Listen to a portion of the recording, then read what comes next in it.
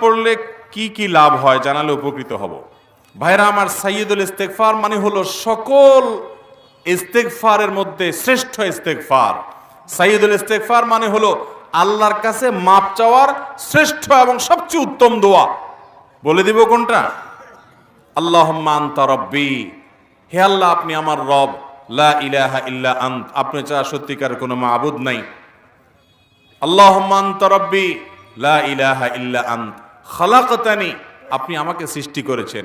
ওয়া আনা আবদুকা, আমি আপনার গোলাম। ওয়া আনা আলা আহদিকা ওয়া ওয়া'দিকা মাস্তাতা'তু, আপনার সাথে যে আমার কমিটমেন্ট, আপনার গোলামি দাসত্ব করার, আপনাকে রব হিসাবে মেনে নেওয়ার, একত্ববাদের যে স্বীকারোক্তি আমি দিয়েছি, এর উপর আমি যতটুকু সম্ভব থাকার চেষ্টা করেছি। আউযু বিকা মিন শাররি মা সানাতু, কিন্তু এরপরও আমার দ্বারা কিছু অপকর্ম হয়ে গেছে, সেগুলোর ক্ষতি থেকে আমি আপনার কাছে পানা চাই, তার জন্য আমার জন্য কোনো ক্ষতি না হয়, শাস্তি না হয়। আউযু বিকা মিন শাররি মা সানাতু আবুউ লাকা বিনি'মাতিকা আলাইয়া, আপনি আমার প্রতি নিয়ামত দিয়েছেন, আমি স্বীকার করি। ও আবুউ লাকা বিযামবি, আমি আবার অনেক পাপ করেছি, সেটাও স্বীকার করি। ফাগফিরলি, অতএব আমাকে মাফ করে দেন। ফাইন্নাহু লা ইয়াগফিরুয যুনুবা ইল্লা আন্ত, কারণ আপনি ছাড়া কেউ কোনো পাপ অপরাধ মাফ করতে পারেন না। এটা হলো সাইয়্যিদুল ইস্তেগফার। এই ইস্তেগফারের ফজিলত কি?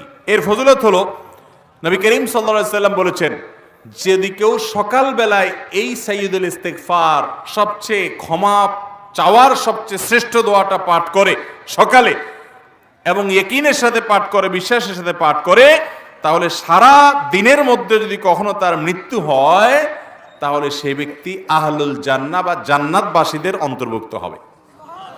সন্ধ্যার সময় যদি এই দোয়া কেউ পড়ে এরকম বিশ্বাসের সাথে, ইয়াকিনের সাথে, তাহলে সেক্ষেত্রে ওই রাতের ভিতরে যদি তার মৃত্যু হয়, সেও আল্লাহ রাব্বুল আলামিনের কাছে জান্নাতবাসী হিসাবে যাবে ইনশাআল্লাহ। অতএব সাইয়্যিদুল ইস্তেগফার পড়বো তো ইনশাআল্লাহ। সাইয়্যিদুল ইস্তেগফার এটা আমাদের মধ্যে একেবারে মুখস্থ হয়ে যাওয়া উচিত। বারবার করে আমাদের